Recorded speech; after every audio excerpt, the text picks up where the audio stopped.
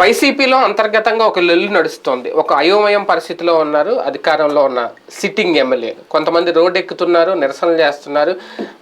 తాజాగా అయితే గుమ్మనూరు జయరాం అనుచరులు ఏకంగా జగన్మోహన్ రెడ్డి గారి ఫ్లెక్సీనే చించేసిన పరిస్థితి అక్కడ. అలాగే రామచంద్రపురంలో కూడా చెల్లిపోయిన వేణు కూడా కొన్ని సంచలన వ్యాఖ్యలు చేయడం ఆయన సీటు మార్పుకు సంబంధించి. కొంతమంది బయటపడుతున్నారు, కొంతమంది అంతర్గతంగానే లోపలే మొదలు పడుతున్నారు. ఇది ఎంతవరకు వెళ్తుంది? జగన్మోహన్ రెడ్డి గారు వెనక్కి తగ్గేది లేదు, ఏం జరిగినా అనే సంకేతాలే వినిపిస్తున్నాయి తప్ప ఈ మార్పులు చేర్పులు విషయంలో బొజ్జగించే ప్రయత్నాలు అయితే ఎక్కడ కనిపించట్లేదు. ఇది మంచికేనా? రేపొద్దున కావాలనే ఇబ్బందులు తెచ్చి పెట్టుకుంటున్నారా జగన్మోహన్ రెడ్డి గారు? ఇదే అంశం మీద చర్చించే ప్రయత్నం చేద్దాం. సార్, బయటపడుతున్నారు, బయటకు వస్తున్నారు. ఏకంగా సీఎం జగన్ ఫ్లెక్సీలు చించే వరకు వచ్చింది. అంటే చాలా నియోజకవర్గాల్లో చీలికలు వచ్చేస్తున్నాయి ఈ నిర్ణయాలు. రేపొద్దున్న దీనివల్ల ఇబ్బంది ఏముంటుందా ఇలా ముందుకెళ్ళిపోతే? ఇంకా ఇక్కడ మీరు హెడ్డింగ్ చూశారు వార్త, అసలు విషయం చూస్తే కంప్లీట్ తేడా ఉంది. సీఎం జగన్ ఫ్లెక్సీలు చించింది జగన్ మీద కోపంతో కాదు. అక్కడ ఆ గుమ్మనూరు జయరాం వాళ్ళ కొడుకు వీళ్ళందరూ కలిసి ఒక కార్యక్రమం పెట్టారు. అక్కడే అంటే వీళ్ళ పార్టీలోనే ఉన్నటువంటి ఇంకొక స్థానిక సంస్థ నాయకుడు ఫ్లెక్సీలు పెట్టాడు. అతను పెట్టడం ఇష్టం లేక అతను పెట్టిన ఫ్లెక్సీలు చించేశారు. అంతే తప్పించి అది జగన్ మీద కోపంతో జగన్ తనకి టికెట్లు ఇవ్వట్లేదని చించేయలేదు. అది పెట్టారు, వార్తలో ఇది రాశారు. జగన్ మీద కోపంతో వాళ్ళు రోడ్డు ఎక్కితే అది ఒక ఆస్పెక్ట్ ఉండొచ్చు, అది కూడా తప్పేం లేదు. కానీ ఈ ఇష్యూలో అది గుమ్మనూరు జయరాం.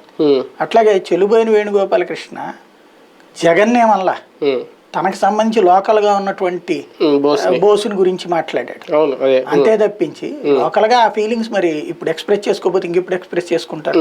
ఆయన కాళ్ళు కొడుకుని నెత్తి నీళ్ళు పోసి ఎవరో కూడా జగన్ నేరుగానే సాహసం అయితే ఎప్పట్లో చేయరు. అది మనసులో ఉంటది కదా, అది చేస్తే తిరుగుబాటు అవుతుంది మనసులో ఎవరికైనా. ఇప్పుడు అందరికీ చంద్రబాబు అంటే ప్రేమ ఉంటుంది అంటే వాళ్ళ పార్టీలో వాళ్ళందరికీ, లేకపోతే లోకేష్ అంటే ప్రేమ ఉంటుందా, లేకపోతే పవన్ కళ్యాణ్ అంతా దేవుడు అనుకుంటారా?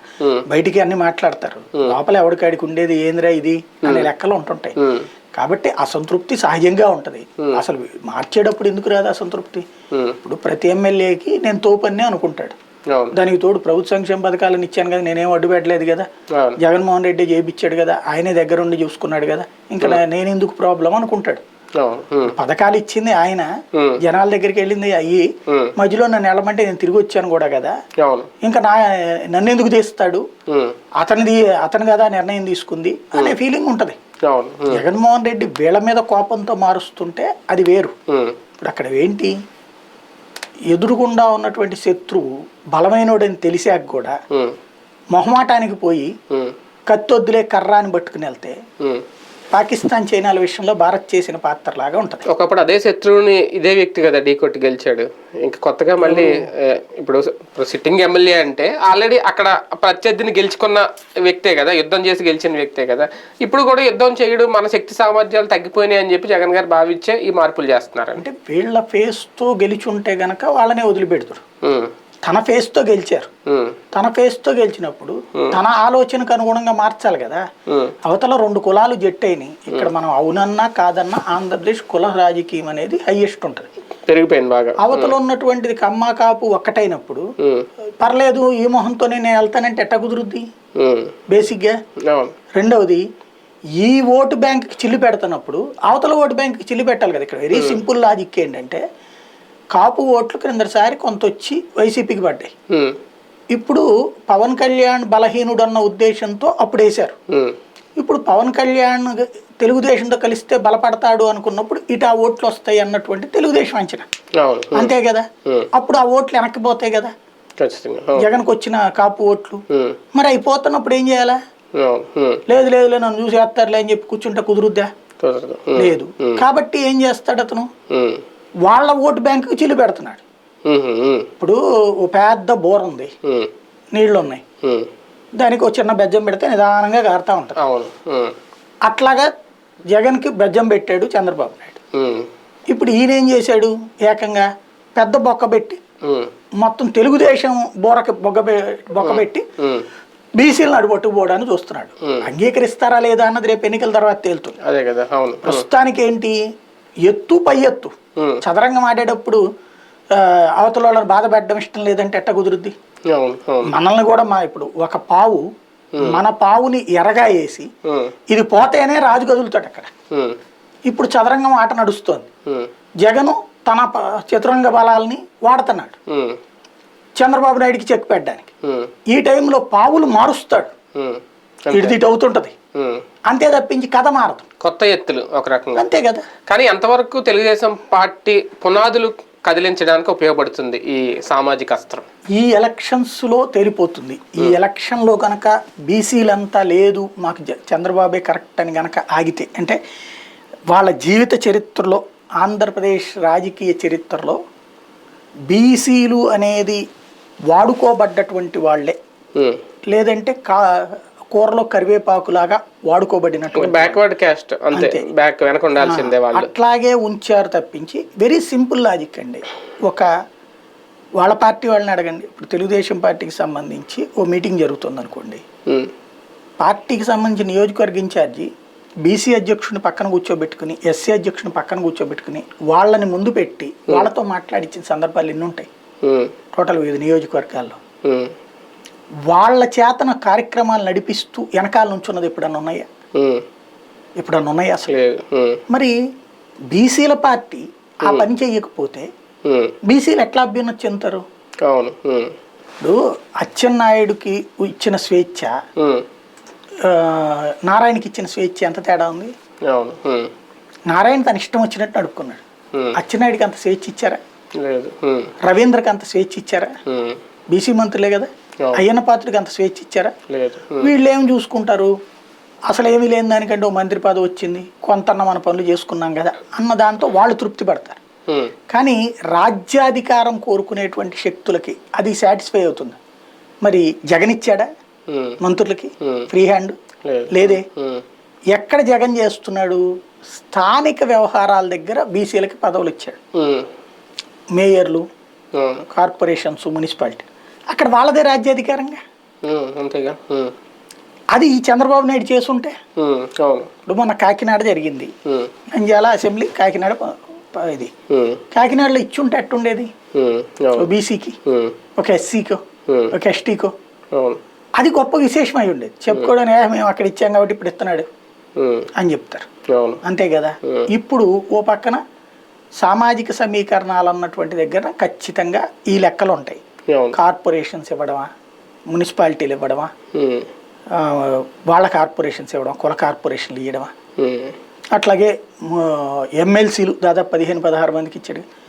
ఇంతవరకు ఇన్ని కులాలు ఉన్నాయని తెలుగుదేశం కూడా తెలుసో తెలీదో తెలియదు.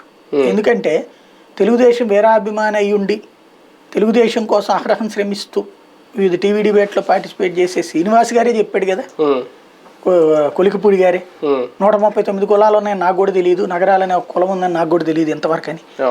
ఐఏఎస్ అకాడమీని నడిపేటువంటి మేధావికే తెలియలేదంటే మరి చంద్రబాబు గారికి తెలిసిందా? తెలిస్తే ఇచ్చుండేవాడు కదా. అంటే ఇక్కడ వెరీ సింపుల్ లాజిక్ ఏంటంటే బీసీల్లో ఎక్కువ ఓట్లు ఉన్న క్యాస్ట్లు ఏంటి? యాదవ, గౌడ, బలిజ మళ్ళీ కదా. ఈ రెండింటిని హై ప్రయారిటీ ఇస్తూ వచ్చారు. మిగతా వాళ్ళకి అంతో ఎంతో ఇస్తా వచ్చారు. ఆ టైప్ లో ఇచ్చుకొచ్చారు. మళ్ళీ వాళ్ళని కాపులుగానే చూసారు. కానీ తెలుగుదేశం అయితే సెట్టి బలిజను ప్రోత్సహించింది ఏం లేదు కదా బేసిక్ గా. అట్లాంటి కౌంట్ ఉంది. ఇతను వచ్చేటప్పటికి ఏంటంటే ఉట్టి టాప్ 2 కాకుండా అడుగు నుంచి ముందుకు పోయాడు. మత్స్యకారులు, అట్లాగే ముత్తరాజులు, చాకలి, ఇట్లాంటివి ఎన్ని పెట్టుకొచ్చాడు బేసిక్ గా. రజనీకి ఇవ్వడం అనేటువంటిది తెలుగుదేశంలో ఇప్పుడు కాలేదు కదా. సీటుకే కొట్టుకున్నాడు. ఇక్కడ రావడం ఏంటి, ఎమ్మెల్యే అవ్వడం ఏంటి, మంత్రి అవ్వడం ఏంటి, చిలకలూరుపేటలో కమ్మ సీట్లు. ఎట్లా ఇప్పుడు కూడా ఆమె తీసుకొచ్చి ఎక్కడ పెట్టాడు? కాపు సీట్ దగ్గర. మార్గాని భరత్ తన జీవితంలో అవుతాడా పార్లమెంట్ సభ్యుడు వితౌట్ వైసీపీ? అది కూడా కమ్మ సామాజిక వర్గ బలమైనటువంటి సీట్ అయినటువంటి రాజమండ్రి. కాబట్టి ఆ ధైర్యం ఇంతకు ముందు చేశాడు, ఇప్పుడు చేస్తున్నాడు. అతను క్రిందసారే చేశాడు కదా ధైర్యము. చిలకలూరుపేటలో రజనీని పెట్టడం అంటే సామాజిక కోణంలో ఎంత సాహసం. మార్గాని భరత్ని తీసుకెళ్లి రాజమండ్రి పెట్టడం అంటే ఎంత సాహసం. ఇట్లాంటి సాహసాలు ఆల్రెడీ జరిగిపోయినాయి. కులాలను ప్రోత్సహిస్తున్నారా జగన్మోహన్ రెడ్డి గారు? కులాలతో లబ్ధి పొందుతున్నారా? రెండు కలిపినే ఉంటది. ప్రోత్సహిస్తేనే లబ్ధి పొందుతారు. కులం అనేటువంటి దాన్ని లేని రాజకీయం కావాలన్నటువంటిది కులంతో అట్లాంటి రిజర్వేషన్లు ఏమీ లేవు కాబట్టి అలాంటి ఉంటుంది ఫీలింగ్. అంటే కులరహిత సమాజం ఎన్ని మాటలకి పరిమితం అవుతాయి. కమ్యూనిస్ట్ పార్టీల సిద్ధాంతాల దగ్గర ఉంటుంది. కానీ మళ్ళీ వాళ్ళ హెడ్సే వచ్చి కమ్మంటారు. అవును అంతే, అవును. కాబట్టి అక్కడ ఇంకేం మాట్లాడుతారు, ఆధిపత్యం మళ్ళీ వాళ్ళకే ఉండాలి, వేరే చేతికి వెళ్ళకూడదు, ఉండాలి, వేరే ఒక వాళ్ళకి రోజు 2 రోజులు కాదు. అవును. కాబట్టి ఇవన్నీ ఉపన్యాసాలకు బాగున్నాయి, కానీ గ్రౌండ్ లెవెల్లోనే చేసి చూపించాలి కదా. ఇప్పుడు భారతీయ జనతా పార్టీ వీళ్ళందరూ బ్రాహ్మణవాద పార్టీ అనేవాళ్ళు, దానికి వాజ్పేయి అద్వానీలు చెప్పేవాళ్ళు. మరి ఇప్పుడు బీసీ అయినటువంటి మోడీ వచ్చాడే, ఎలా సాధ్యమైంది? ఇవాళ భారతీయ జనతా పార్టీ ఎందుకు మార్చింది అక్కడ కులాల నాయకుల్ని? యాదవ్ అని తీసుకొచ్చి మధ్యప్రదేశ్కి ఎందుకు పెట్టింది? ఛత్తీస్గఢ్లో గిరిజనుడిని, అది తెగలకు సంబంధించిన ఆయన ఎందుకు పెట్టింది? రాజస్థాన్లో మళ్ళీ ఓసీని పెట్టింది. అంటే బ్యాలెన్స్. అది నీ చేతిలో పవర్లోకి రాకముందు 100 ఉపన్యాసాలు చెప్పు, నేను బీసీల అభ్యున్నతి చూస్తా, ఇదేది. సాధారణంగా ఇక్కడ ఒక సమస్య ఏముంటుందంటే తెలుగుదేశం పార్టీకి కూడా సుదీర్ఘకాలం పాటు అది అధికారంలో ఉంది, 20 సంవత్సరాలు అధికారంలో ఉంది. నేను మీ అభ్యున్నతికి ఇప్పుడు పాటు పడతానంటే నవ్వు వస్తుంది. ఎందుకని? 20 ఏళ్ళ నుంచి లేని అభ్యున్నతి ఇప్పుడు వస్తుందా? లేదా హైయెస్ట్ తెలుగుదేశం ఇచ్చినటువంటి బెనిఫిట్ ఏంటంటే ఆదరణ పథకం కిందన కిట్లు ఇవ్వడం, ఇస్త్రీ చేసుకునే వాళ్ళకి. ఈ మ్యాక్సిమం ఏముంటాయి, 5,000 10,000 రూపాయల ఎక్విప్మెంట్ ఉంటుంది, అంతే కదా. అదే ఇప్పుడు బీసీలకు కూడా ఏడాదికి 10,000 రూపాయల డబ్బులు వస్తున్నాయి కదా, వాళ్ళకు కూడా రుణమాఫీ డబ్బులు వస్తున్నాయి కదా, డ్వాక్రా రుణమాఫీ, అమ్మ కూడా వస్తున్నాయి కదా, మరి వీళ్ళకు వస్తున్నాయి కదా, ఇప్పుడు ఇన్ని రకాల డబ్బులు వస్తున్నాయి కదా. వీటితో కంపేర్ చేస్తే ఆదరణది ఎంత ఉంటుంది? ఇంకోటి ఇవాళ కూడా ఇస్తామంటున్నారు, రేపు పొద్దున మంగళపోది ఇట్లాంటిది. ఇవాళ రోజున అసలు ఆ ఎక్విప్మెంట్ పనిచేస్తాయా? అంటే అందులో ఎక్విప్మెంట్ మార్చాలేమో. ఇంకోటి క్రిందసారి నాకు బాగా గుర్తు, 2014 ఎన్నికలకి ముందు వీళ్ళు ఇచ్చినటువంటి హామీల్లో బార్బర్ షాపులకు 200 యూనిట్లు ఫ్రీ అని చెప్పారు. ఏమన్నా ఇచ్చారా? తర్వాత రూల్ ఏం పెట్టారంటే షోరూమ్ లాగా ఉన్నది కాకుండా, బ్యూటీ పార్లర్ కాకుండా బడ్డీ కొట్లు. బడ్డీ కొట్టుడికి ఏముంటది బేసిక్ గా,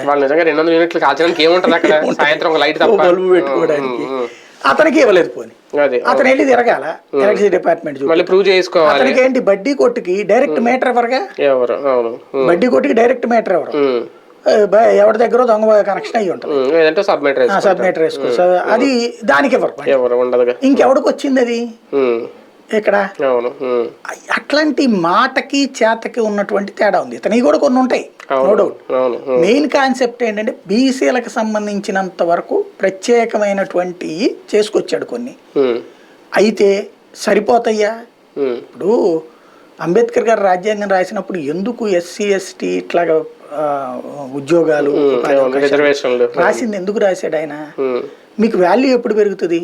ఇవాళ నేను ఉన్నాను, నేను ఓ ఛానల్ హెడ్ గా ఉన్నప్పుడు నాకు ఉండే వాల్యూకి, ఇప్పుడు నా నెట్వర్క్ హెడ్ గా ఉండే వాల్యూకి చాలా తేడా ఉంటుంది. పర్సనల్ లో నేను కనుక ఇప్పుడు నెలకు 1 కోటి రూపాయలు సంపాదిస్తున్నాను అనుకోండి, నాకు వాల్యూ వేరుగా ఉంటుంది. అదే నెలకి ఇప్పుడు నా మీద నేను బ్రతుకుతున్నాను అనుకోండి, నా వాల్యూ తక్కువగానే ఉంటుంది. అది సాధికారత అన్నటువంటి. ఈ సాధికారత అన్నటువంటిది ఆర్థిక స్థిరత్వం మీద వస్తుంది. ఈ ఆర్థిక స్థిరత్వం అన్నటువంటిది నీకు రాజకీయ అవకాశాలు వచ్చినప్పుడు వస్తుంటాయి. రాజకీయ అవకాశాలు అనేది పార్టీలు ఇస్తే వస్తుంటాయి. పార్టీలు 4 ఇచ్చి 400 మందిని సంతృప్తి పరచమంటాం, ఇతను 20 ఇస్తున్నాడు, 100 అని చెప్పను నేను. 4 ఇచ్చింది తెలుగుదేశం, వీళ్ళు 20 ఇస్తున్నారు, అంతే తేడా. కావాలా వద్దా అనేటువంటిది రేపు పొద్దున జనం డిసైడ్ చేస్తారు. సీటు మార్పులు లేదంటే స్థాన చలనాలు రేపొద్దున్న బుజ్జగింపుల పరం కూడా మొదలెడతారా జగన్మోహన్ రెడ్డి గారు?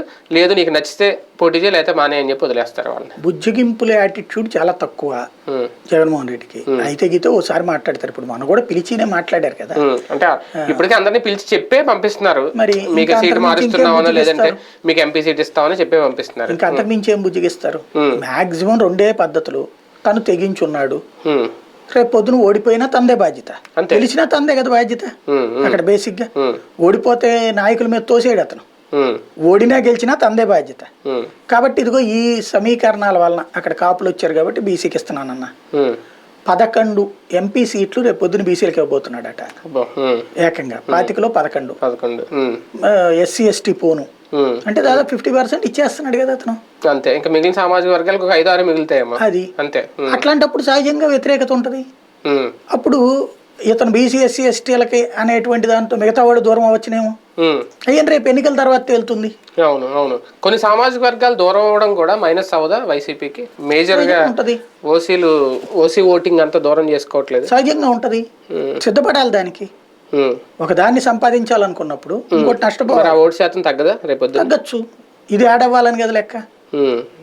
కన్విన్స్ అయ్యారనుకోండి ఉంటది.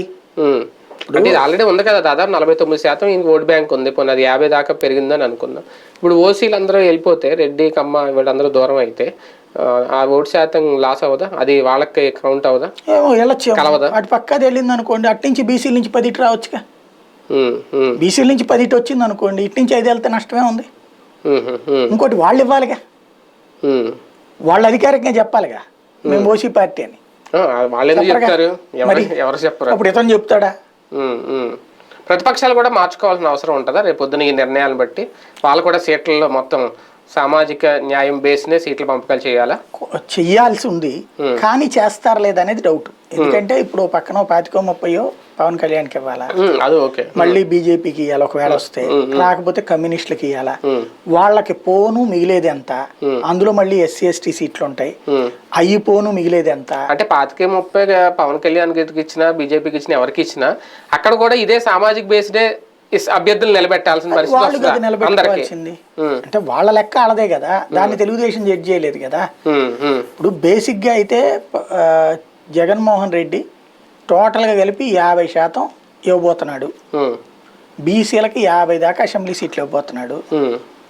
ఈ 39 ఇవి ఉన్నాయి పోగు 50 దాకా వీళ్ళకి ఇవ్వబోతున్నాడు. 90 అయిపోయినాయి. అవును, మిగతా 85 ఉన్నాయి కదా ఇక్కడ. అన్ని వర్గాల్ని సెట్ చేస్తాడు. నువ్వు అంతకంటే ఎక్కువ ఇస్తే నువ్వు బీసీ పార్టీ అవుతావు, లేదు అనుకుంటే వర్కౌట్ కాదు. వాళ్ళిద్దరు కలిపి లెక్కేస్తారు, ఇద్దరే కలిపినే. ముగ్గురు అయితే ముగ్గురు కలిపినే, ముగ్గురు కలిపైనా రిజర్వేషన్ కోటా ఎంత అయింది, వీళ్ళు ఇచ్చిన సీట్లు ఎన్ని, బీసీలకి ఎన్ని ఇచ్చారు, ఎస్సీలకి అంటే ఎస్సీ ఎస్టీ అంటే తప్పదు, బీసీలకి ఎన్ని ఇచ్చారు అనేది లెక్కలోకి వస్తుంది. రేపొద్దున మంత్రివర్గంలో కూడా కంప్లీట్ గా బీసీలే ఉంటారేమో. వాస్తవంగా జగన్ యాంగిల్ నాకు అర్థమైనంత వరకు ఇది కొంచెం మొండి యాంగిల్ మనిషి. ఈ మొండి యాంగిల్ అతను ఆలోచించేది ఏంటంటే, ఓసీలు వచ్చేటప్పటికి డబ్బులు సంపాదించుకుంటున్నారు, లేదంటే గనక వాళ్ళ వ్యాపారాలు దాని మీదనే కాన్సన్ట్రేట్ చేస్తున్నారు. రాజకీయ పరమైన యాక్టివిటీ పెద్దగా ఇంట్రెస్టెడ్ గా ఉండరు, అదొక హోదా కింద ఫీల్ అవుతుంటారు. బీసీ ఎస్సీ ఎస్టీ వచ్చేటప్పటికి దీన్ని ఒక రెస్పెక్ట్ గా ఫీల్ అవుతారు. ఆ రెస్పెక్ట్ పెంచుకోవడానికి రాత్రి పగలు తిరుగుతారు. మీరు చూడండి, ఇప్పుడు మంత్రులుగా తిరిగే వాళ్ళలో ఓసీ మంత్రులు ఎంతమంది గట్టిగా తిరుగుతున్నారు జనంలో, అదే బీసీ ఎస్సీ ఎస్టీ మంత్రులు పదే పదే మనకు కనబడుతుంటారు జనంలో. కాబట్టి అట్ట జనంలో తిప్పి తన మాట విని పనిచేసే వాళ్ళు ఇళ్ళు, కాబట్టి వాళ్ళని పెంచుకుందాం. 4 పెద్దల సభలో అందరూ ఓసీలు, అసెంబ్లీలో అందరూ బీసీలు అలా ఉంటదేమో. అట్లేముండదు. ఇప్పుడు పెద్దల సభలోనే భారీగా బీసీలు ఇచ్చాడు ఇతను. మీకు జనాభా ప్రాతిపదికన రావాలి అంతే. అది ఇంతవరకు ఏనాడు జరగల. స్వతంత్రం వచ్చిన 75 ఏళ్లలో తొలిసారి ఇతను ఆ ప్రయత్నం చేస్తున్నాడు. అయితే కంప్లీట్ జనాభా ప్రాతిపదికన అంటే 2 కోట్ల మంది బీసీలు ఉన్నారు, కాపులు 14% ఉన్నారు. ఈ లెక్కల్లో కనుక ఇస్తే కనుక ఇంకా పెరగాల్సి ఉంటుంది. ముందు ప్రయత్నం చేస్తున్నాడు, ఇది సక్సెస్ అయింది అనుకోండి, మిగతాది రేపు అదే చేస్తాడు. ఫెయిల్ అయింది అనుకోండి, రేపు పొద్దున ఎవడో ఆ పని చేయడు. ఇప్పుడు చేస్తే సాహసం, తర్వాత సక్సెస్ అయితే ఇంకా అదే విజయం కంటిన్యూ అవుతారు. రైట్, చూద్దాం. మొత్తానికి నిరసనలు ఇంకా పెరుగుతాయా, వాళ్ళని బుజ్జగించే ప్రయత్నం చేస్తారా, లేదంటే ఈ సామాజిక అస్త్రాన్ని రేపు పొద్దున్న మరొకసారి ముఖ్యమంత్రిని చేస్తుందా జగన్మోహన్ రెడ్డి గారిని? వేచి చూద్దాం.